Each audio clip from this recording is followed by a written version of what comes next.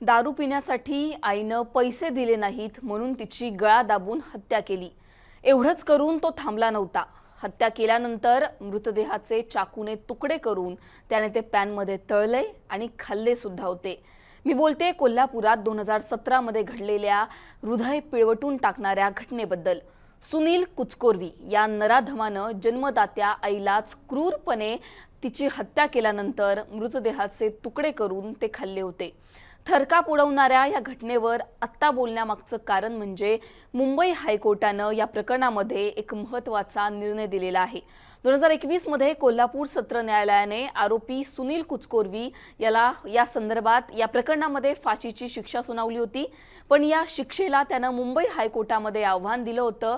आता हायकोर्टानं त्याच्या या शिक्षेवर काय म्हटलेलं आहे, न्यायमूर्तींनी या घटनेवर संताप व्यक्त करताना काय महत्त्वाची निरीक्षणं नोंदवलेली आहेत, 2017 मध्ये घडलेली हृदय पिळवटून टाकणारी थरकाप उडवणारी ही घटना नेमकी होती तरी काय, हे सगळं जाणून घेणार आहोत या व्हिडिओच्या माध्यमातून। नमस्कार, मी पूजा, तुम्ही पाहताय मुंबई तक। कोल्हापूरचा माकडवाला परिसर। सुनील कुचकोर्वी आपल्या आईसोबत राहायचा। त्याच्या 63 वर्षीय आईचं नाव होतं यल्लम्मा कुचकोर्वी। सुनीलची आई फुगे विकून, कंगवे किंवा पिना विकून कुटुंबाचा उदरनिर्वाह करायची। सुनील मात्र दारूच्या पूर्णपणे आहारी गेला होता। 28 ऑगस्ट 2017ला काम उरकून त्याची आई जेव्हा घरी आली तेव्हा त्यानं दारूसाठी आईला पैसे मागितले।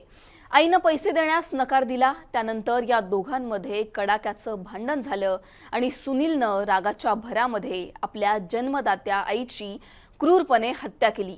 इतकं करूनही तो थांबला नाही। त्यानं आपल्या आईच्या अवयवांचे तुकडे केले आणि ते खाल्ले सुद्धा।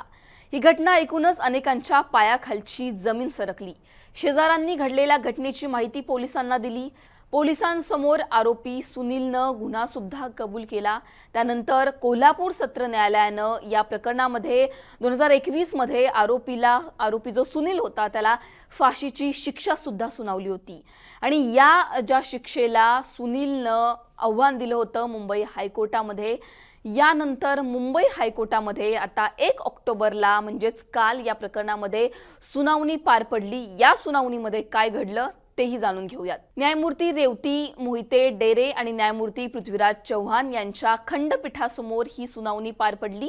निकाल देताना आरोपी सुनील याला पुण्याच्या येरवडा जेलमधून व्हिडिओ कॉन्फरन्सिंगद्वारे हजर सुद्धा करण्यात आलं होतं। यावेळी कोर्टानं काही महत्त्वाची निरीक्षणं नोंदवलेली आहेत। संताप व्यक्त करत आईची हत्या करून तिचे अवयव खाणं हे नरभक्षकाचं कृत्य असल्याचं हायकोर्टानं म्हटलंय।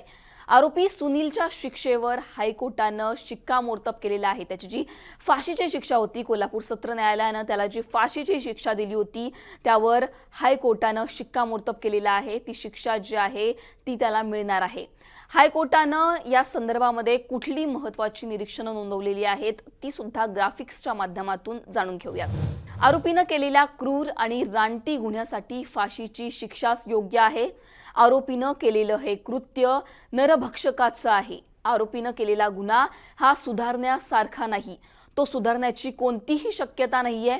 आरोपीला जन्मठेपेची शिक्षा दिली तर तो अन्य कैद्यांसाठी धोका ठरेल। आपल्या आईची निर्गुणपणे हत्या करणारा व्यक्ती कुणाचीही हत्या करू शकतो।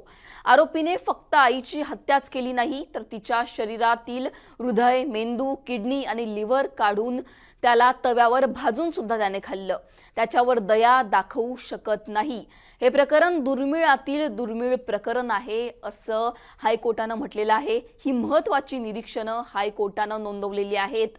संताप व्यक्त करत दुर्मिळातील दुर्मिळ हे प्रकरण आहे असं सुद्धा हायकोर्टानं म्हटलेलं आहे। आणि जी त्याची फाशीची शिक्षा होती त्यावर शिक्कामोर्तब आता हायकोर्टानं केलेलं आहे। एकूणच जर आपण बघितलं तर 2017 मध्ये ही घटना झाली होती आणि त्या घटनेवर जी त्याने आव्हान दिलं होतं त्याच्या फाशीच्या शिक्षेला, त्यावर हायकोर्टात सुनावणी झाली आणि हायकोर्टानं या घटनेवर संताप व्यक्त केलेला आहे। एकूणच कुणाच्याही पायाखालची जमीन घसरेल असं हे प्रकरण होतं। थरकाप उडवणारं कोल्हापुरातलं हे प्रकरण होतं। तुम्हाला या सगळ्यांवर काय वाटतं आम्हाला कमेंट सेक्शनमध्ये कळवा। मुंबई तकला तुम्ही जर सबस्क्राइब केलं नसेल तर सबस्क्राइब करायला विसरू नका। धन्यवाद।